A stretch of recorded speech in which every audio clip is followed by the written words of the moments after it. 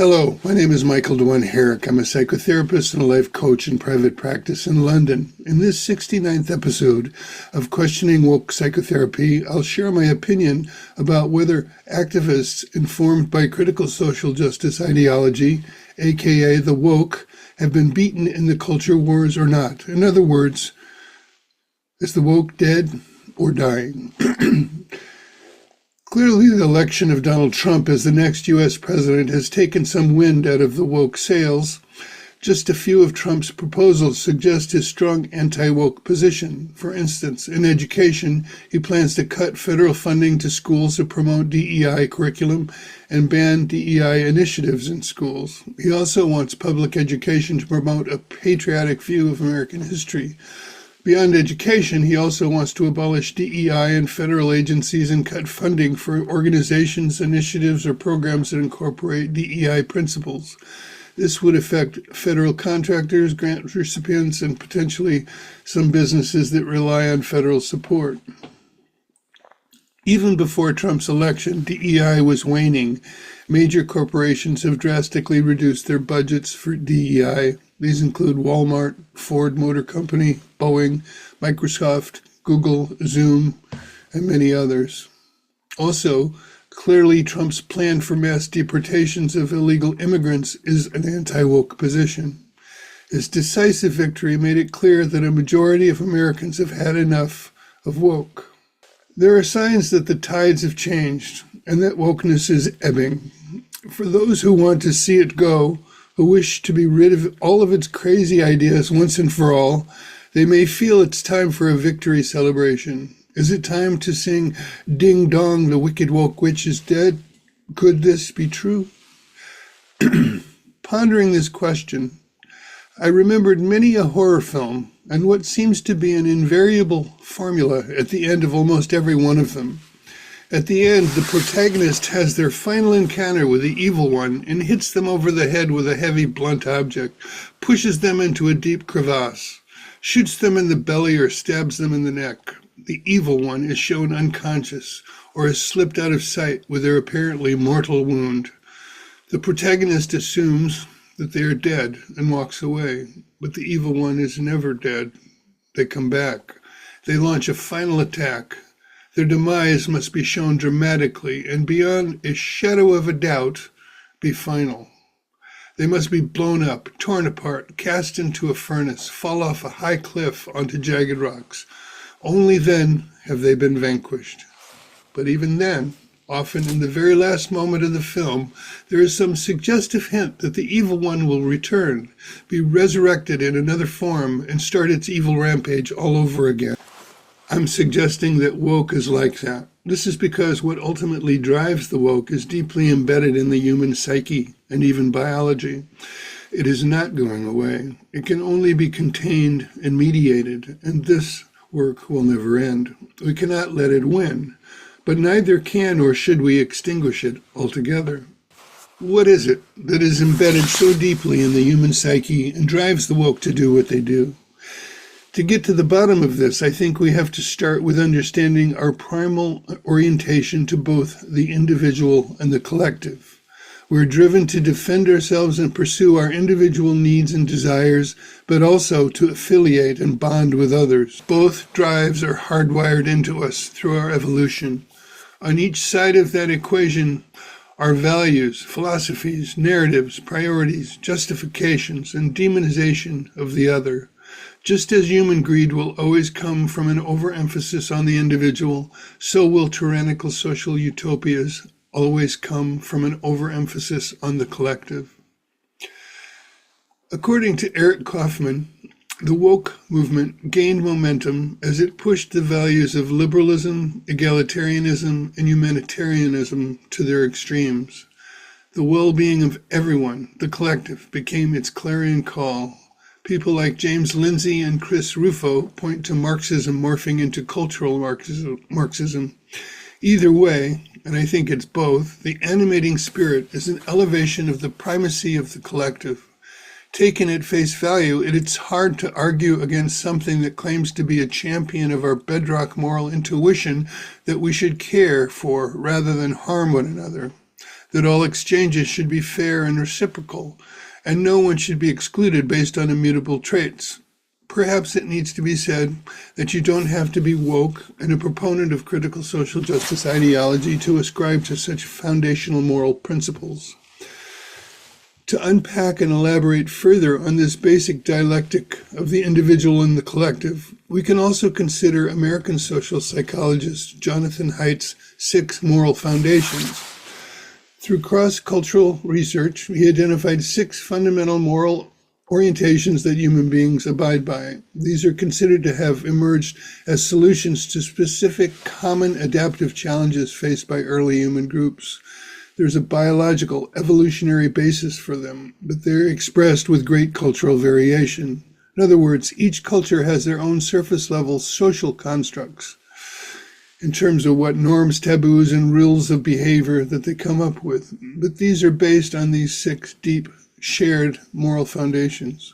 In my opinion, the problem with the woke is that it overemphasizes the collective and neglects the individual, and this skews how it interprets and enacts the 6 moral foundations. But because the individual, collective, dialectic, and the 6 moral foundations are part of our human nature, they're not going away, nor should we try to get rid of them. While this is the case, there will remain the potential for human beings to be captured by ideologies, social movements, and political systems that latch onto just one side or the other of the individual collective dialectic and push for its supremacy in promoting its own moral order for society. I'll shortly explore how the woke have done this from a collectivist position. As well, we could equally examine individualist ideologies that neglect a concern for the collective. I'll make mention of this as we go along. My emphasis will be on the woke, however. If you're liking this video so far, you know what to do. Like, subscribe, and share it with a friend. And comments are welcome. I try to respond to every comment. Okay, let's get back to the topic. Let's get into these 6 moral foundations. My characterizations of the different ways that these are interpreted are caricatures. I've tried to capture basic truths, but I acknowledge that there is much greater nuance and complexity for those who look for it. The first moral foundation is care versus harm. This is the belief that it's good to care for others and bad to harm them. It is thought to have originated in our need to care for infants and children. The collective orientation of the woke focuses on groups rather than individuals. Or you could say individuals who are members of disadvantaged or marginalized groups. Individuals who are members of groups deemed to be privileged are not included, and any harm they may nevertheless experience is not the concern of the woke. The care that should be provided is also collectivist. The system needs to provide this care. The responsibility of the individual to take care of themselves is also not emphasized. An individualistic orientation places responsibility on individuals to cultivate resilience and pick themselves up by the bootstrap. They should protect themselves from harm in the first place and demonstrate grit and determination when they are harmed. The next moral foundation is fairness versus cheating. This foundation values reciprocal altruism and condemns unfairness or cheating in social exchanges. This is thought to have developed out of the basic need for cooperation and reciprocity in order to maintain social cohesion. The collectivist orientation sees inequities as a failure of the collective and a product of systemic oppression and discrimination. It seeks to redistribute resources and opportunities through corrective discrimination against those who have more. Its aim is to establish new collective systems to correct its perception of collective cheating. The individualist orientation sees inequities as a product of individual initiative and choices. Resources and opportunities are seen as available to those who cultivate the merit that makes them worthy. They see fairness as playing by the rules of the game, and to the winners go the spoils. It is not the collective's responsibility to prop people up and give them things they haven't earned. Originally, Haidt claimed that the political left focuses on care versus harm and fairness versus cheating, but that the right also includes other moral foundations, which I'll talk about in a moment. Later, in his book, The Righteous Mind, Why Good People Are Divided by Religion and Politics, Haidt described how both the right and the left embrace these other moral foundations, but in different ways. We'll explore that now. In-group loyalty versus betrayal. This moral foundation values loyalty to one's own group, whether family, community, tribe, or nation. It's thought to have arisen as early human groups were often in conflict and competition with other groups for resources. As this foundation is explicitly oriented to the collective, the difference between the political left and right isn't about an individualist versus collectivist orientation. It's more about how in-group and out-groups are understood. For the woke, the in-group is all of humanity. For some, animals are included. There's the belief that there should be no out-group. This might account for open borders and mass illegal immigration. There is a strong belief in multiculturalism and a cosmopolitan society. The reality is that not all the cultures included in such a society share the same all-inclusive sense of the in-group, or the claim is for total inclusivity that turns out not to be true. Anyone or group who doesn't hold the woke view is part of a morally compromised out-group. Turns out the woke in-group is the political left. Conservatives and those on the right constitute the out-group. These people are relentlessly criticized and seen as anathema to their cause. Interestingly, this doesn't apply to any group that the woke have deemed as oppressed or marginalized, even if that group rejects membership in the all-inclusive group. For the political right, the in-group is the family, the religious congregation, the conservative political party, and the nation. For some, the in-group is one's race. This is where racism and white supremacy show up. There is an unapologetic defense of one's own group's values, norms, and traditions against any encroachment by other groups or cultures that appear antagonistic or at odds with this. This can be seen as xenophobic. The next moral foundation is respect for authority versus subversion. This moral foundation is thought to have arisen as a product of the tendency of social groups to organize themselves hierarchically. The woke approach to this is a relentless criticism and deconstruction of all dominance hierarchies. Claims of truth or moral correctness are labeled as unjust and oppressive social constructs. On the other hand, the woke have their own authorities. For instance, science, when it's on their side or can be made to appear so. Academics in the various critical social justice fields, the moral authority of the lived experience of individuals from marginalized groups, critical social justice thought leaders, and activists. You could say that the woke are on a mission of subversion against anything but their own ideological authorities. On the political right, authority is seen as legitimate in terms of parental authority in the family, religious doctrine and leaders, the rule of law and law enforcement, cultural traditions, and hierarchical merit-based leadership. Defiance or subversion of these authorities is seen as immoral. Purity versus degradation. This moral foundation likely arose as early humans sought to avoid diseases and parasites and promote physical health. It then developed to maintain whatever was seen as spiritual and moral integrity. Viewed from a conservative perspective, the woke seem hell-bent on degradation.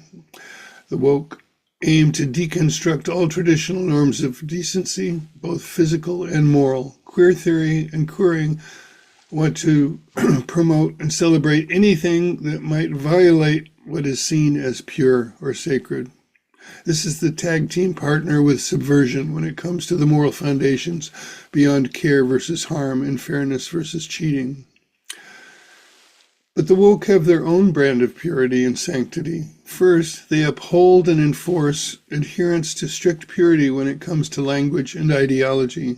Even minor deviations from its prescribed beliefs or the use of words that reveal a less than pristine compliance with its dogma are called out, corrected, and often punished.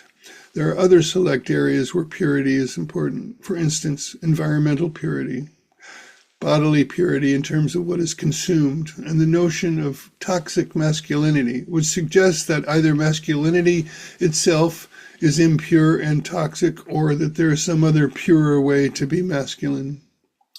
The political right sees purity and sanctity differently. Here, the emphasis on sexual purity. There's a value to chastity and against premarital sex, promiscuity, and pornography. It tends to be heteronormative and sees homosexuality as impure. It also observes religious sanctity in terms of religious symbols, rituals, and ceremonies. There's also a sense of cultural purity that can show up as populism, nationalism, and ethnocentrism. Immigrant groups can be seen as contaminants. Liberty versus oppression. This moral foundation may have arisen to promote resistance to oppressive authority and overthrow tyrannical leaders. The woke are concerned with marginalization of groups that are oppressed by structural and systemic forces like racism, sexism, and class inequalities. Their focus is on large-scale structural collective change. They seek to liberate groups that don't want to abide by collective norms, whether those pertain to sexuality, gender, family structure, or anything else they see as oppressive. Overcoming oppression is seen as a collective responsibility. On the right, the emphasis is more on the individual's responsibility to take advantage of their freedom. The collective should get out of the way, not impose limits. There's a belief in free markets and limited government. Rather than collective or governmental intervention to make things more equal, there is the idea that people should be more autonomous and not blame the system when they have not been successful. Failure is not necessarily a product of oppression. Having explored the various expressions of the 6 moral foundations, I want to come back to my original point. These are all based on hardwired innate human capacities. If you drill down into them, that's what you find. However, it may also be an innate human capacity that we get confused and create social realities based on a partial and skewed understanding. We can lock into an individualistic or collectivist view and let that inform what we do. A rigid adherence to a partial truth and claiming it is the whole truth is worse than just being wrong. Why? Because it's easier to persuade others to believe it and start social, intellectual, and political movements that steer us on a collision course with the true complexity of reality. Coincidentally, and to tie back to my reference to horror films at the beginning, after making this reference, I just recently watched a Netflix film called Subservience. Spoiler alert, I'll give away the ending. It was about a female AI robot who was serving a family with domestic tasks. She fell in love with the husband and became a menace. Got to the point where she was trying to kill the 2 children and the wife. At the end, the man smashed into her at high speed with his car, pinning her against another vehicle while flames leapt up all around her. The husband was pulled out of the car unconscious by his wife, and she tried to resuscitate him. It appeared unsuccessfully. And just as I expected, the robot nanny pushed the car away and emerged from the flames and came after the wife and was just about to kill her. Then the husband appeared. Between the 2 of them, they were able to impale the robot's head with a piece of metal and finally destroy her, just as I described earlier. Then I waited for it. I knew it would come. The final scene was back at the robot factory. A worker had plugged a cable back in, one that had been pulled out earlier in the film when another worker was trying to prevent an upload from the rogue robot. With the cable plugged back in, the upload was complete. The last moment of the film was another version of the evil nanny robot lying on her back with her eyes closed. Then her eyes opened. Exactly. It's like clockwork. And this is how woke works. It has been uploaded into the system. Another parallel between this film and the woke is this. The evil nanny robot was programmed to take care of its primary user, which was the husband. He had bought it to help around the house with his 2 children and his wife as she was in the hospital for a prolonged time with a serious heart condition that required a transplant. The robot could see that he was burdened and stressed by his responsibilities to his family. When his wife returned home after her heart transplant, the robot determined that she would likely not live a normal lifespan and would die. Her mission to care for the primary user was her exclusive priority, and this justified killing his children and his wife. Okay, how is this a parallel with woke, you ask? The woke also have a singular mission. It overrides all other considerations. Like the robot, it disregards all other factors, human complexities, and the well-being of the whole. Its primary user is anyone who belongs to a group that can be seen as oppressed. And like the robot, it has fallen in love with its primary user. It will do anything to maintain its connection and role with its primary user. Collateral damage is of no concern. I've come to think of it like this. The dialectic of the individual and the collective and the 6 moral foundations are like the glowing embers from which the flames of our humanity leap. We dare not extinguish them, as we wouldn't survive if we did. But like any campfire, we will have to contain and tend to it if we want to keep warm, cook food, and see at night. We had better not douse it out. We're stuck with it, or rather endowed with it. So we ought to find a way to make it useful and stamp it out when it sends out a skewed and partial spark that sets the tent on fire. And this goes for both the far left and the far right. I'll end there. Thanks for sticking with me. I hope this made sense and was useful to you. Until next time, take care of yourself and each other. Bye for now.